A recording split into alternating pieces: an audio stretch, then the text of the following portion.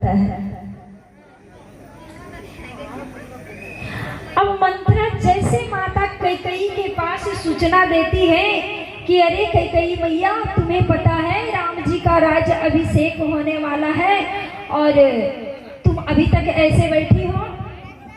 कैकेयी मैया खुश हो गई, लेकिन मंथरा ये कपटी, क्योंकि भगवान ने, सभी देवताओं ने सोचा कि अगर श्री राम जी का राज्य अभिषेक हो जाएगा तो फिर वन में ये असुरों का संहार कौन करेगा। इसलिए किसी न किसी योजना को तैयार करके सभी देवताओं ने सरस्वती माता को इनका अयोध्या में जाकर और मति किन्हीं का भ्रमित करने के लिए कहे। अब जैसे मैया सरस्वती आई तो सबके मन में यहाँ भक्ति भाव चल रहा है। एक मंथरा मंदमती ये इन्हें दिखाई दिए और सरस्वती मैया इनका मति को नाम मंथरा मंदमती कैकेयी चेरी चेरी कैकेयी केरी अजस पेटारी ताही करी गई गिरामती फेरी। इन्हें अपजस की पेटारी थमाकर और इनका मति को भ्रमित कर और माता सरस्वती चली गई। मैया कैकेयी कहती है, अरे कैकेयी, मैया मंथरा कहती है कि अरे कैकेयी, अरे तुम्हें अभी तक कुछ भी पता ना है। अरे तुम्हारे राम जी को राज्य अभिषेक होने वाला है। मैया कैकेयी कहती है कि अगर राम जी का राज्य अभिषेक होने वाला है तो इससे ज्यादा बढ़कर खुशी की बात और क्या हो सकता है। बहुत अच्छा है। मैया कैकेयी बहुत प्रकार से राम जी का विस्तार की है, लेकिन ये मंथरा कपटी इनका पति को जब फेर दिए तो ये मंथरा मैया कैकेयी को आज बहुत सौतों की कथा सुना रही है कि अगर तुम्हारा बेटा राजगद्दी नहीं हासिल कर पाएगा तो अगर राम जी ये राज्य ले लेंगे तो तुम्हारे भरत को भी दुख देंगे और तुम्हें भी दुख देंगे। अब ऐसे समझा रही है कि जो कि कुछ कहा नहीं जाता है, मानो कूट कूट कर कैकेयी के हृदय में ये कुटिलता को भर दी है। अब ये कहती है कि अच्छा कैकेयी बताओ, तो हम राजा से किस बहाने कही तब मांगू जेही वचन न टरही। जब तक ये राम जी का सौगंध नहीं लेंगे तब तक ये दो वरदान नहीं मांगना है।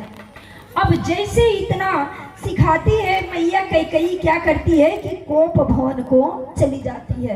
पहले गुस्से करने का जहाँ तहाँ गुस्सा नहीं करते थे, पहले कोप भवन हुआ करता था। अब महाराज दशरथ जी को जैसे ये सूचना मिली कि मैया कैकेयी कोप भवन में जा चुकी है तो महाराज दशरथ जी थर-थर कांपने लगे कि आखिर इतने उमंग हो रहा है अयोध्या में, लेकिन आज हमारी कैकेयी को क्या हुआ कि ये कोप भवन में चली गई। अब राजा दशरथ बार बार जाकर कैकेयी मैया को निहार रहे हैं और कैकेयी को कह रहे हैं कि अरे कैकेयी बताओ तुम्हें क्या हुआ, बार बार विनती कर रहे हैं। मैया कैकेयी कहती है कि हमें कुछ भी ना हुआ और फटाक से फटकार देती है महाराज दशरथ को और ये अपना कारण नहीं बताती है।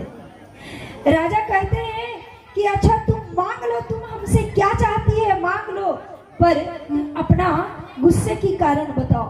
मैया कहती है कि बार बार कह रहा हो सुमुख सुलोचन पिक बचनी, अरे कारण मोहि सुनाओ गजगामनि निज कोप करा। हे रानी, हम बार बार तुम्हें कह रहे हैं कि तुम अपना कारण हमें सुनाओ और तुम मांगो, क्या मांग रही है। तो मैया कहती है कि आप रोज कहते हैं, हे स्वामी आप रोज कहते हैं, क्या कहते हैं कि मांगू मांगू पे कहूँ पिया, लेकिन कबहु न देबू न ले हो, अरे देन कहूँ वरदान दुई, तेहि पावत संदेह। अरे स्वामी, अरे महाराज आप बार बार कहते हैं कि मांग लो, लेकिन आप कभी देते लेते नहीं है। लेकिन वो दो वरदान हमें भी मांगने में संदेह लग रहा है।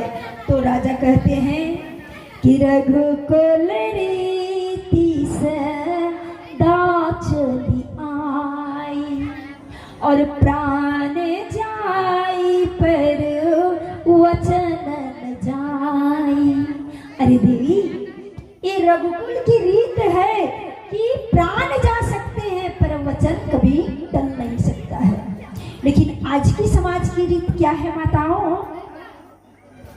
हमारे वचन चल जाए तो चल जाए, पर हमारे प्राण नहीं जा सकते हैं। ना जाने दिन में कितना हम झूठ बोल देते हैं और झूठ मूठ करके बेड़ा को पार लगा देते हैं। राजा बोले तुम मांगो, तुम्हें क्या चाहिए? सुनो, प्राण प्रिय भरत जी का देहु एक बार भरत ही टीका। हे स्वामी, एक वरदान में हमें भरत जी का टीका चाहिए और माँ कहूँ दूसर बर कर जोरी पुरोनाथ मनोरथ मोरी तापस वेश विशेष उदासी 14 बरस राम वनवासी। दूसरे वर में हम भगवान को वनवास मांग रहे हैं।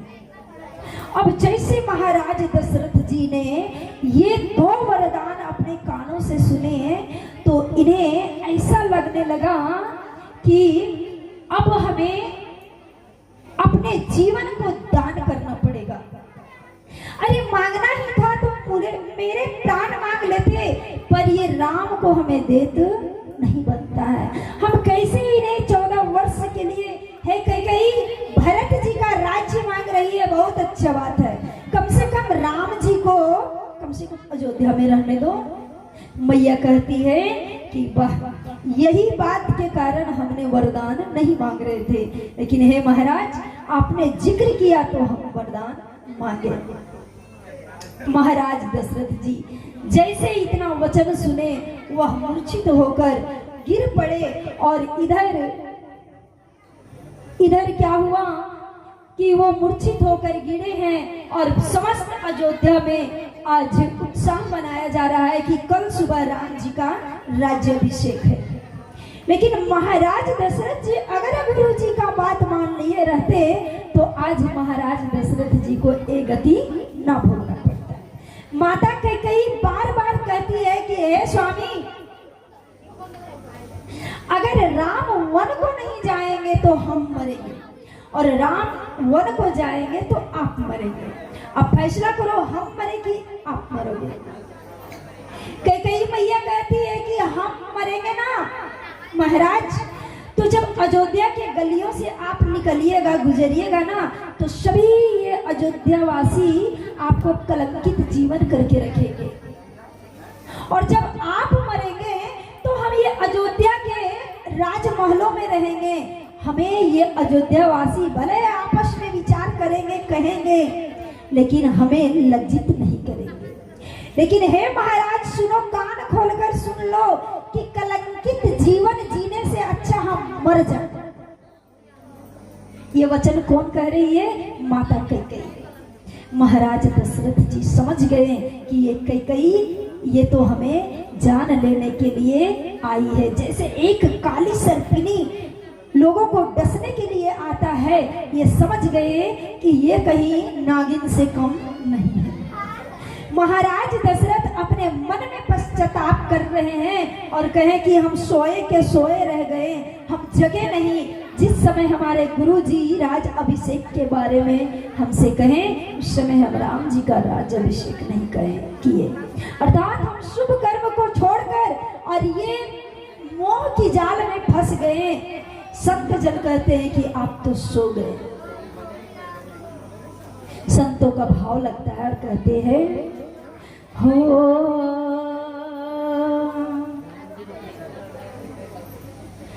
बहुत तूने असोई गयो रे, अब तो जाग मुसाफिर, बहुत तूने सोए गयो रे, अब तो जाग तो जाग मुसाफिर, अब तो जाग मुसाफिर, बहुत तूने सोए गयो रे। अब तो जाग मुसाफिर, बहुत तूने सोए गयो रे।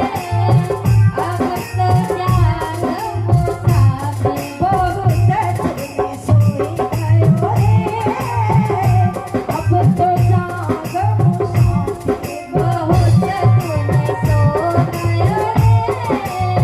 अब तो जाग मुसाफिर, अब तो जाग मुसाफिर, अब तो जाग मुसाफिर, बहुत तूने सोए गयो रे।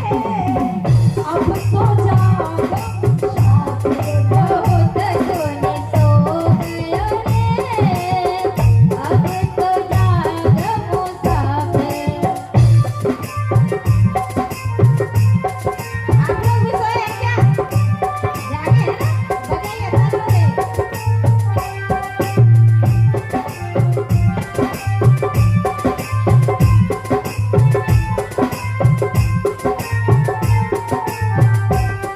संत जन कहते हैं कि जितने समय निकल गया उसे छोड़ दो, और जो समय में अभी आए हैं ना शुभ कार्य करने के लिए, उस कार्य में आप तन मन धन से करो, क्योंकि 84 लाख योनियों के बाद ही ये शरीर हमें प्राप्त हुए हैं। इसलिए संत जन कहते हैं कि पहला सोया माँ के गर्भ में, उल्टे पाँव पसारे हो।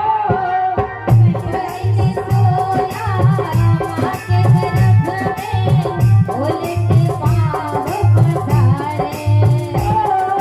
पहला सोया माँ तू गर्भ में, उल्टे पाँव पसारे हो।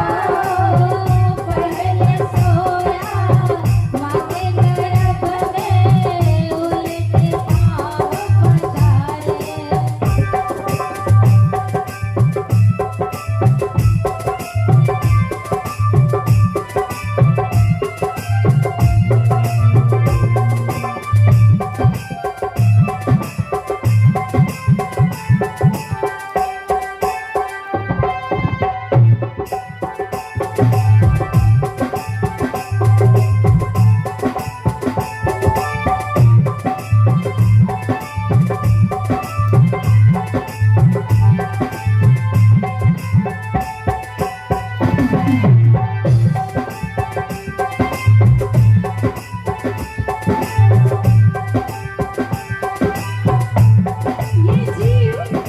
ये जीव पहला कहाँ सोया? माँ के गर्भ में। वो कैसे सोया माताओं?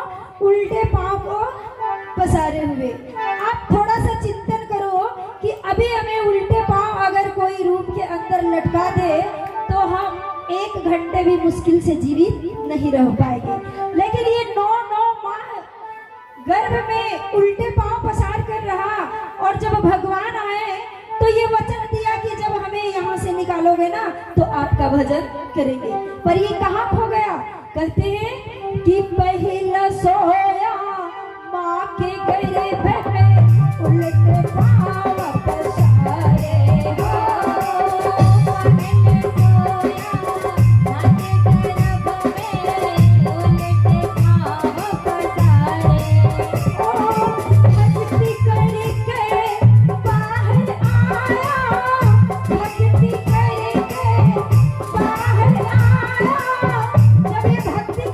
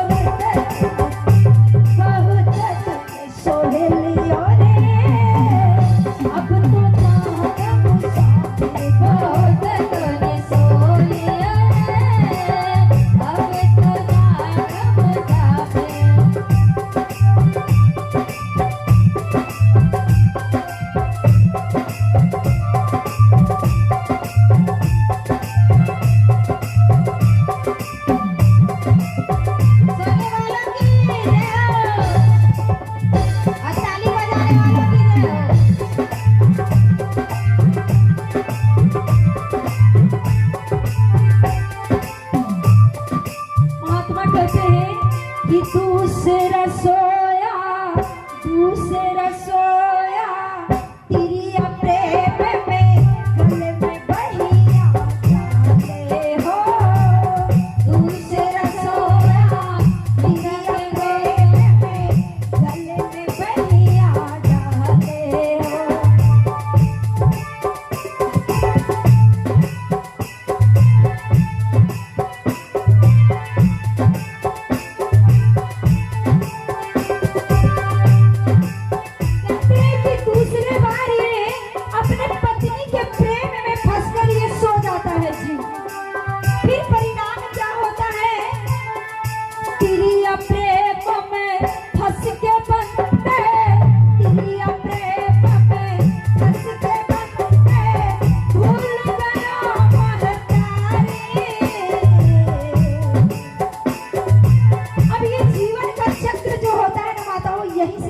हो जाता है तिरिया प्रेम में फंस के बनते, तिरिया प्रेम में फंस के बनते, भूल गयो महतारी।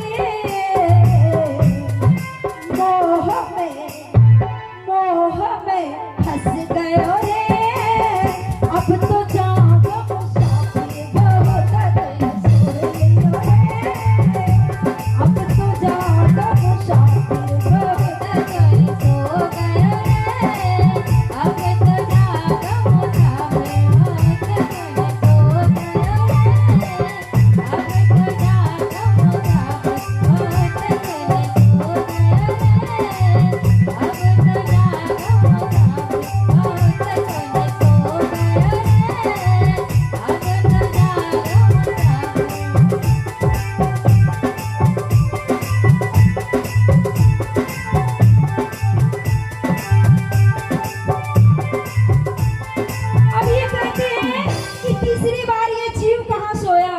तो कहते हैं तीसरा सोया बूढ़े बन कर कोने में खटिया बिछाए हो।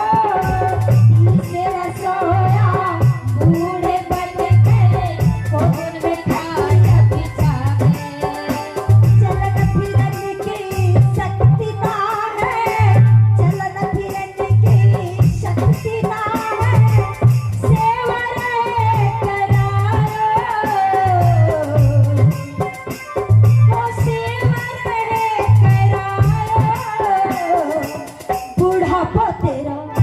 बुढ़ापा तेरा आए गयो रे, अब तो जागो मुसाफिर बहुत गया हो गयो रे, अब तो जागो मुसाफिर बहुत गया सो गयो रे, अब तो जागो मुसाफिर बहुत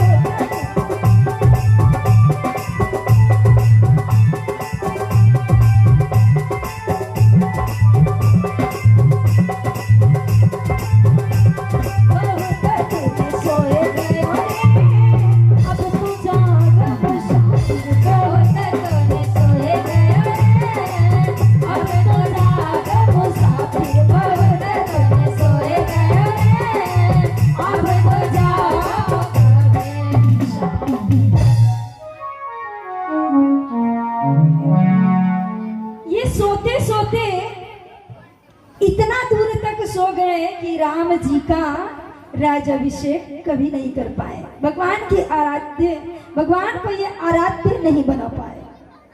अब इनका जीवन अंत होने वाला है।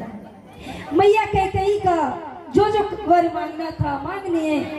प्रातः हुआ और भगवान को जब सूचना पहुंचा तो भगवान श्री राम आए हैं। पिताजी की दुर्दशा को देखकर बड़ा वो भावुक हुए हैं और उन्हें सब पता चला सुमंत्र जी द्वारा। और फिर वहां से माता कौशल्या के पास आए हैं। हे माता, हमें तो पिता अयोध्या के राज नहीं बल्कि वन की राज घोषित कर दिए हैं। पिता दीन मोहि कानन राजू, जहाँ शब भाती मोर बड़का जू। हम भरत जी जो हैं वो छोटे हैं हमसे ना, और हम भरत से बड़े हैं। तो बड़े भाई का राज्य वन को मिला और छोटे भाई का राज्य अयोध्या में मिला। मैया कौशल्या को जब भगवान श्री राम के द्वारा ये पता चला तो मैया कौशल्या बड़ा दुख हुई, और जैसे वो दुखी हुई तो कही कि हे पुत्र, जब माँ की आदेश है, अगर पिता के आदेश से रहता तो हम में डालने की शक्ति था, पर माँ की आदेश से है तो हे पुत्र, सभी वन जो है ना, सभी अयोध्या के समान मानकर और आज तुम वनवास चले जाओ।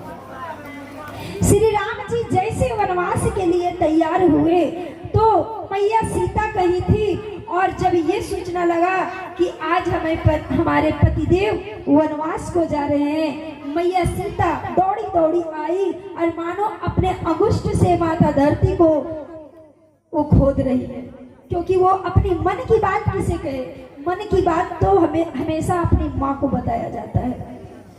माता धरती समझ गई कि ये राम जी के साथ वन को जाना चाहती है। मैया सीता की ये दुर्दशा देखकर राम जी कहते हैं कि देवी, वन की मार्ग जो है वो बहुत कठिन है और तुम तो सुकुमारी है। मैया कहती है कि जिया बिनु देह नदी बिनु बारी, और तैसे ही नाथ पुरुष बिनु नारी। हे प्रभु, जिस प्रकार से जल के बिना नदी है, ठीक उसी प्रकार से पुरुष के बिना स्त्री सुना सुना पड़ जाती है। नदी में जल नहीं रहने से नदी सुनसान हो जाता है, उसका कोई महत्व नहीं रहता है, और स्त्री के पास पुरुष नहीं रहने से इनका भी कोई महत्व नहीं रहता है। श्री राम जी समझ गए कि ये तिरिया हट छूटने वाला नहीं है। अब क्या किए, जैसे ये समाचार हमारे लखन भैया को मिला तो लखन भैया भी कहते हैं कि हे राम जी, हम बचपन से आपके साथ खेले हैं, खाए हैं, पढ़ने गए, सारा चीज हम आपके साथ किए। आज आपके बिना हमें अयोध्या में रहना नहीं है, हमें भी आपके साथ वन को जाना है। राम जी कहें कि अच्छा जाओ, ऐसा करो, तुम मैया सुमित्रा से आज्ञा लेकर आओ। अब मैया सुमित्रा से ये आज्ञा लेने गए हैं तो किस प्रकार लेने गए हैं? अगर हम और आप रहते तो पूछते जाके कि हम राम जी के साथ वन को जाएं, लेकिन वो करते क्या है, वो आदेश लेने के लिए नहीं गए हैं। देखिए माताओं, श्रेष्ठ जन से आदेश लेना ये एक अलग विषय है, और उसे जाकर सूचना पहुंचाना एक अलग विषय है। ये लक्ष्मण जी क्या किए, जाकर और डायरेक्टली कहते हैं कि हे माता सुमित्रा, भैया और भाभी वन को जा रहे हैं, बस इसी क्षण हम भी भैया और भाभी के साथ जा रहे हैं। इतना कहकर लक्ष्मण जी एक पल मैया के सामने नहीं रुके और भैया के तरफ दौड़ लगा दी। सुमित्रा मैया कही, अरे अरे लक्ष्मण, थोड़ा सा यहाँ आओ, यहाँ। बड़ा प्यार से बुलाई और बोली कि लक्ष्मण, तुम इतने वेग में कहकर और दौड़ने कैसे लगा? लक्ष्मण जी कहें कि हे माता जी, हमें संदेह लग रहा है कि राम भैया के साथ जाने में कहीं ना इनकार तो नहीं कर देगी। लक्ष्मण जी की माँ कहती है कि अरे पुत्रवती चुपती जग सोई, और रघुपति भगति जासु सुत होई। अरे पुत्रवती वही माँ कहला सकती है जिनके पुत्र ऐसे ऐसे धर्म के कार्य में अपना स्वाभिमान को जागृत करे, अपने समय को लगाए, अपने तन मन धन को ऐसे ऐसे धर्म की कार्य करे, तो ये इसकी माँ पुत्रवती कहलाती है। जो राम का, समाज में राम का काम करे, उसकी माँ पुत्रवती कहलाती है। और जिनके पुत्र जुए, शराबी, नशेड़ी निकल गए हैं ना माताओं, तो शायद आपको खराब लगेगा, लेकिन तुम जान जाना कि हमारे पुत्र अगर जुए शराबी निकल गए हैं तो हम क्या माने जाएंगे? हम केवल और केवल बांझ माने जाएंगे। आपका पुत्र कोई काम का नहीं है। मैया बड़ा विस्तार से समझाई और लक्ष्मण जी को आज्ञा दी। और आज हम सभी माताएं को यही समाज में करना है कि हमारे बच्चे जब पैदा होना तो ऐसी ऐसी संस्कार से, ऐसी ऐसी शिक्षा से उसे मनोबल बढ़ाना है, ताकि वो कल युवा समाज में जाएगा तो केवल और केवल राम जी का कार्य करने में सक्षम बनेगा। ये माँ पुत्रवती कहलाती है। लेकिन हम सब क्या करते हैं, हम सब ऐसा नहीं करते हैं। और ऐसा जब नहीं करते हैं तो आज हमारे पुत्र हमें विघ्न पैदा करते हैं, बहुत सारे समस्या देते हैं, बहुत सारे मुश्किलें परेशानियां आती है। क्योंकि पहले कहा जाता था कि पहले हमारे जमीन के बंटवारे होते थे, लेकिन आज के समाज में हम माता पिता ये दोनों का बंटवारा समाज में हो रहा है। ये कौन कर रहा है? ये हम और आप कर रहे हैं मिलजुल कर। एक व्यक्ति का 3 बेटे थे, ध्यान से सुनिएगा। अब तीनों बेटे ने क्या किया कि माता और पिता वृद्ध हो गए तो तीनों बेटे बहू आपस में उनका बंटवारा कर लिए। अच्छा, एक महीना में कितने दिन होते हैं? 60। एक माह में कितने दिन होते हैं? 30 दिन। और कभी कभी 31वां दिन आ जाए तो अब ये तीनों बेटों 10-10 दिन की बंटवारा कर लिए कि 10 दिन माँ का भोजन और पिता का भोजन हमारे तरफ, 10 दिन तुम्हारे तरफ, 10 दिन तुम्हारे तरफ। अब जिस दिन 31वां दिन आया माताओं, ये मैया भूख के मारे व्याकुल है। और इससे भूख, क्योंकि कहा जाता है कि बुजुर्ग और बच्चे दोनों एक माना जाते हैं, ये भूख के मारे रो रही है और आपस में चर्चा भी नहीं कर रही है कि हमें जोड़ों से भूख लगा है। क्यों? ये मैया जान रही है कि हम अपने घर की शिकायत बाहर बोलेंगे ना तो सभी हमारा मजाक उड़ाएंगे। क्योंकि हर जख्म किसी को दिखाया ना करो, हर आंसू किसी के सामने बहाया ना करो। ये समाज के लोग मुट्ठी में नमक लिए खड़े हैं, आपके जख्म पर ये नमक का छिड़काव करेंगे, जख्म में कभी मरहम लगाने के लिए तैयार नहीं।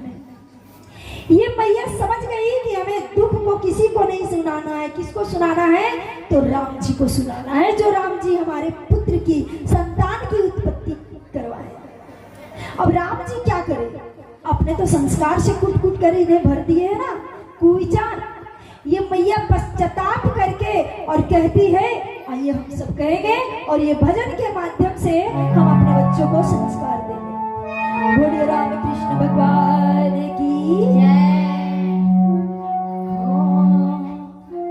ओ रामा जी देले थिन 3 गो बेटवा, बुढ़ापा में सुखवा करबे हो राम जी देले थिन 3 गो बेटवा, बुढ़ापा में सुखवा करबे हो राम।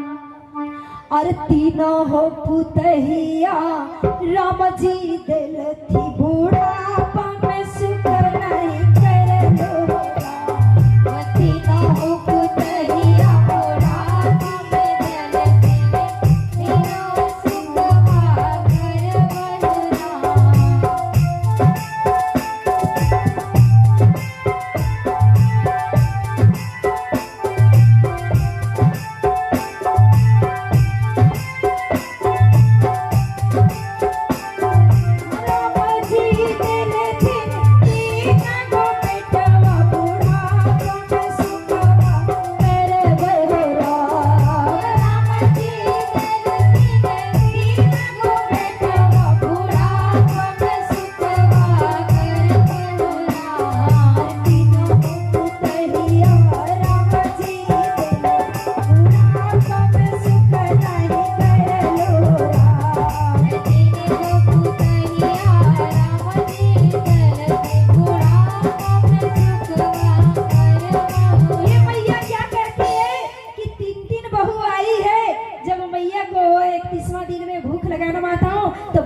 कहती है थोड़ा सा जल दे दो, ये कहती है नहीं।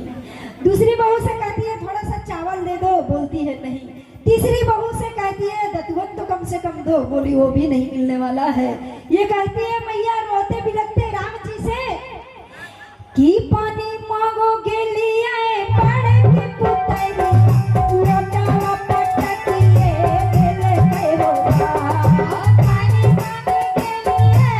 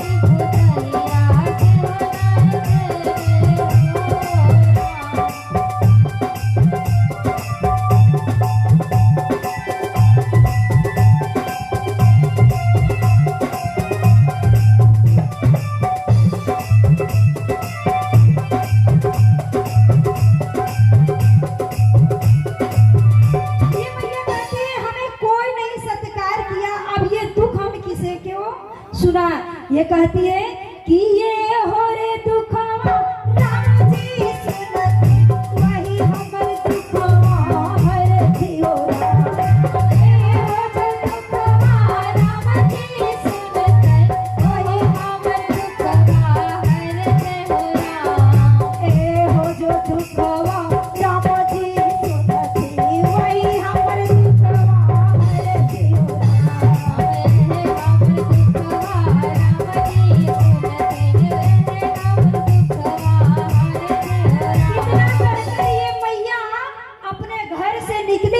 और बीच चौखट में जाकर बाहर दरवाजे पर बैठ गई। क्यों? क्योंकि ये कह रही है बहू है ना, पराई घर से आई है, लेकिन जो हमारे गर्भ से पैदा हुए हैं ना, वो कहीं ना कहीं माँ का पीड़ा, माँ का दर्द हमारे बेटे बच्चों जरूर समझेंगे। ये कहती है बेटों का आशा देख लेते ये सब क्या करते हैं हमारे साथ। अब जब बेटे इनका आए माताओं, तो खुदा ना खास्ते बड़े बेटे आए, मैया को देखे भी नहीं और झटकार के दरवाजे से पार हो गए। इसके मंझले बेटे आए, बोले जब भैया चले गए तो क्या माँ मेरा कपार पे है? सबका तो माँ है ना। वो भी चले गए, लेकिन जब ये मंझले बेटे चले गए तो ये मैया का हृदय फट गया कि दो बेटे तो पार हो गए, अब तीसरा बचा हुआ ये क्या करेंगे। लेकिन मैया खुशी से झूम उठी कि माँ जब भी प्यार करती है तो अपने छोटे बेटे से ज्यादा प्यार करती है। ये बोली कि छोटा बेटा आएगा ना तो हमें जरूर घर के दरवाजे से अंदर ले जाएगा और हमें जरूर थोड़ा सा अनाज ग्रहण करवाएगा। लेकिन जब छोटे बेटे आए तो बोले दो भाइया चल गए तो क्या ये माँ हमारी जिम्मेवारी में है? ये भी माँ को नहीं पूछा और आंख मूंद कर पार हो जाता है।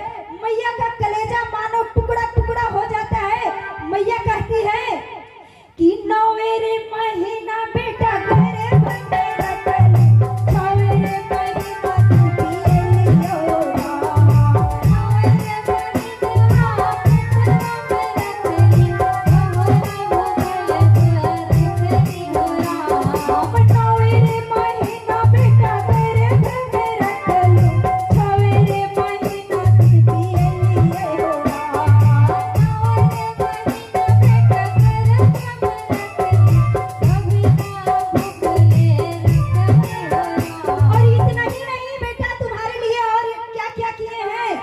और सरसों के तेल बेटा जाके के लगैया से हो मैया भेले दुश्मना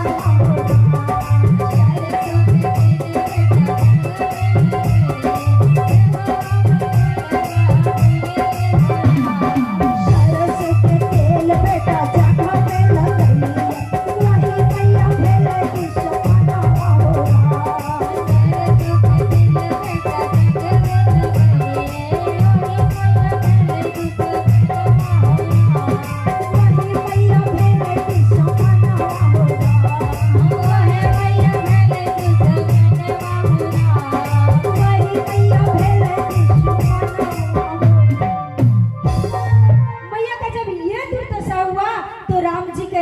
हमें दुख हो सकता है, हमारे भगत को कभी दुख नहीं हो सकता है।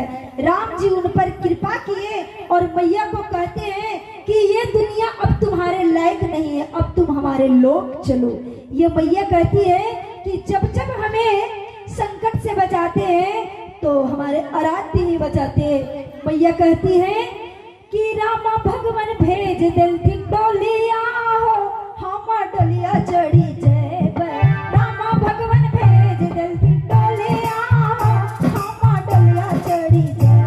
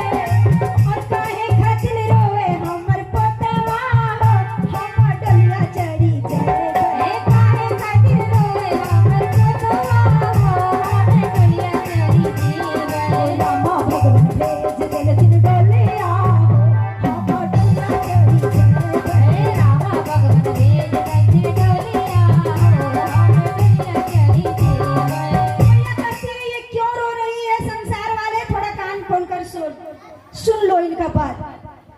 और मैया खातिर बेटा रोवे ससुरा पुतरिया,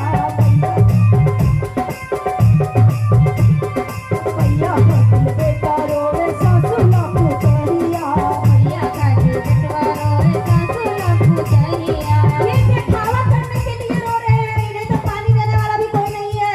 जब ये चले जाते हैं तो दिखावा के लिए सभी रोते हैं। और मैया खातिर बेटा रोवे ससुरा पुतरिया, मैया खातिर बेटवा रोवे ससुरा पुतरिया। हो गए। सभी को गुरुदेव को माता पिता को प्रणाम किए हैं और आज ये वनवास के लिए तैयार हो गए हैं। जैसे अयोध्या के गलियों से निकल रहे हैं, समस्त अयोध्यावासी क्या कर रहे हैं, इनके साथ होकर जा रहे हैं। पहला दिन प्रभु ने विश्राम दिया तमसा नदी के किनारे। समस्त अयोध्यावासी साथ में हैं और प्रभु जब रात में सो गए तो सारे भक्त जन जितना भी अयोध्यावासी थे सब सो गए। और जब हम सो जाते हैं तो हमसे भगवान दूर चले जाते हैं।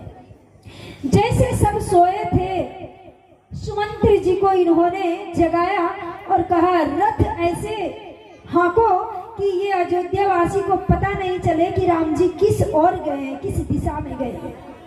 सुमंत्र जी महाराज रथ को वेग से चलाते हैं और ये कहाँ पहुंचे, सिंगवेरपुर में पहुंच गए। जैसे जैसे सिंगवेरपुर का मार्ग देख रहे हैं, लक्ष्मण भैया अति संकोच में पड़ रहे हैं कि अब ये वन की लीला प्रारंभ है। हमारी मैया सीता कैसे वन गमन में अपने सार्थक रहेगी। अब जैसे सिंगवेरपुर पहुंचे तो राम जी का मित्र राजा निषाद राज हैं, इनसे इनका मुलाकात हुआ और ये बोले, हे प्रभु, अगर माता कैकेयी आपको 14 वर्ष के लिए वनवास दे दी ना, तो ऐसा करो, हमारे कुटिया जो है वो वन में है, तुम 14 वर्ष हमारे कुटिया में विराजमान हो जाओ। महाराज श्री राम कहते हैं कि नहीं निषाद, हमें तो तपस्वी के रूप में कंदमूल फल खाकर और हमें वन में अपना जीवन व्यतीत करना है, तुम्हारे घर में नहीं करना है। जैसे ये संध्या हुआ और राजा निषाद पुआल लगा देते हैं नीचे और एक पेड़ के नीचे विश्राम किए, तो लक्ष्मण भैया के पास राजा निषाद कहते हैं कि ये प्रभु, पिता और माता को कितना कष्ट हो रहा है वन की लीला में। ये मैया कैकेयी कैसी निष्ठुर है जो राम जी को वनवास देती। लक्ष्मण जी जैसे मैया कैकेयी का निंदा सुनी तो इन्हें दुख आया और ये कहती है, हो ओ काहू कोन को सुख दुख कर दाता, निज कृत कर भोग सब भ्राता। राम सिया राम, सिया राम, जय जय राम। राम सिया राम, सिया राम, जय जय राम। कौन कहोगे सुख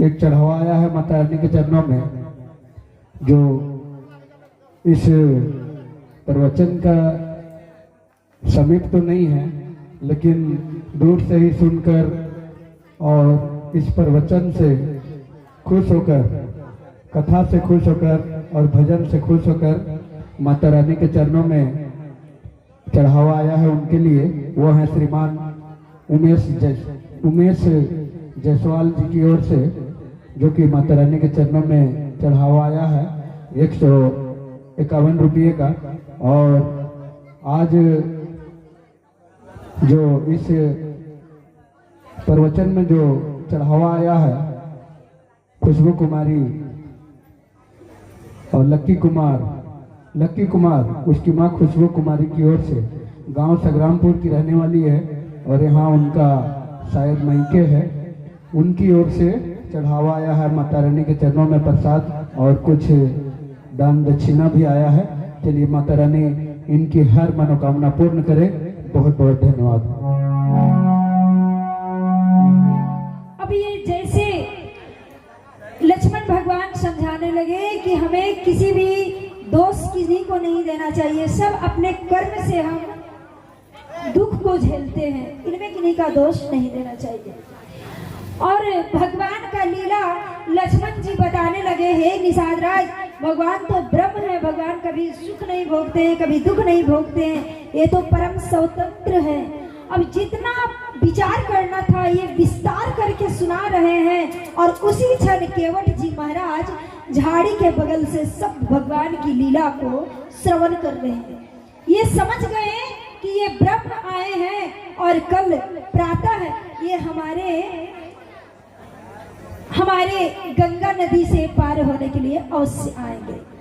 राजा निषाद से इन्होंने मिलकर कहा कि हे राजा निषाद, ऐसे गांव में डंका बजवा दो कि कल प्रातः जब श्री राम जी जाएंगे ना, तो वहां गंगा में किसी का नाव नहीं होना चाहिए, केवल और केवल मेरा नाव होना चाहिए। निषाद राज इन्होंने ऐसे ही किए।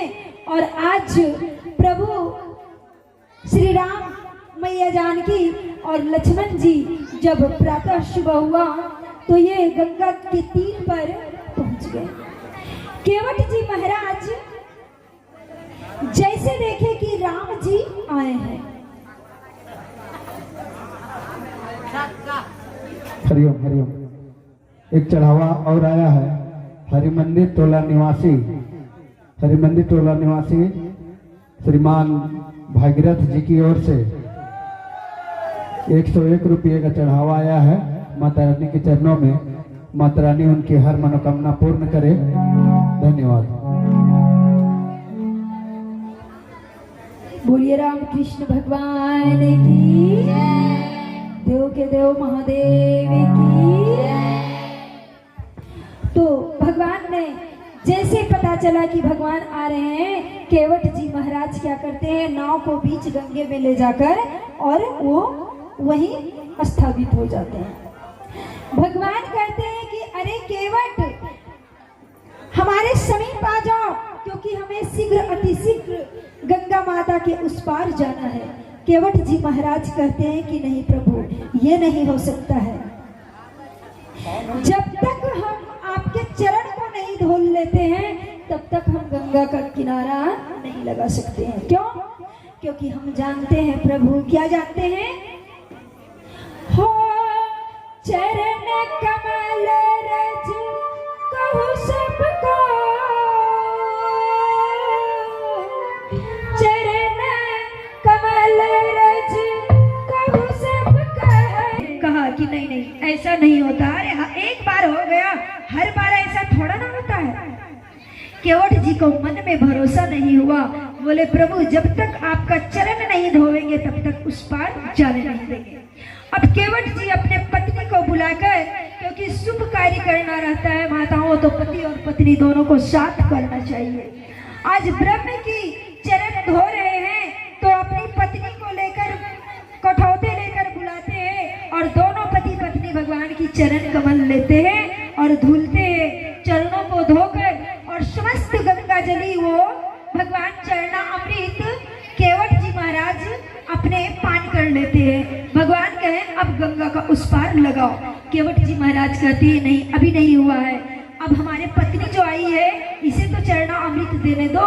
बोले भगवान एक बार और धोने दो। अब केवट जी महाराज एक बार और धोते हैं, अपने पत्नी को पिलाते हैं। अब बोले जो ये नन्हा मुन्हा बालक देख रहा है, क्या इन्हें चरना अमृत पिलाने के मौका नहीं दोगे भगवान?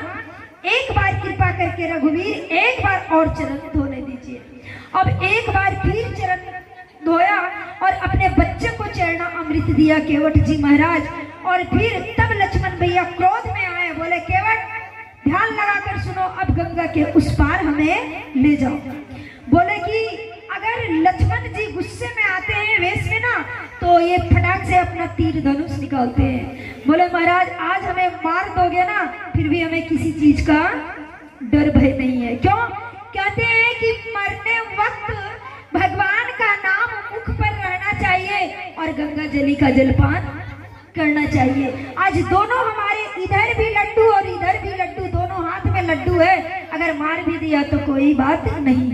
भगवान विश्राम कर रहे हैं और भरद्वाज ऋषि के मन में बड़ा आनंद हुआ कि भगवान आज हमारे आश्रम में आए हैं। अब भगवान को हम आज की विश्राम वहीं देंगे और फिर हम आरती में भाग लेंगे। आइए हम सभी खड़े हो जाएंगे।